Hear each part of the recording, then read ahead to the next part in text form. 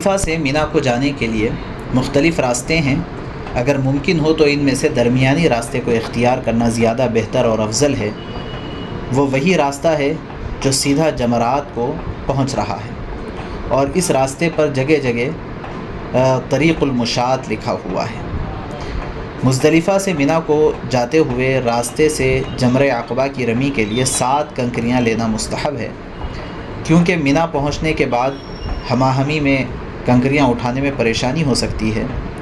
اس وجہ سے وہیں سے کنکریاں لے لے، اور مینا پہنچنے کے بعد سب سے پہلا کام جمرہ عقبہ کی رمی ہے. راستے میں بلند آواز سے تکبیر، تلبیہ اور لا الہ الا اللہ کلمہ وغیرہ پڑھتے ہوئے، دعائیں کرتے ہوئے جمرہ عقبہ کے پاس پہنچ کر پہلی کنکری مارنے کے ساتھ ساتھ تلبیہ ختم کر دینا چاہیے.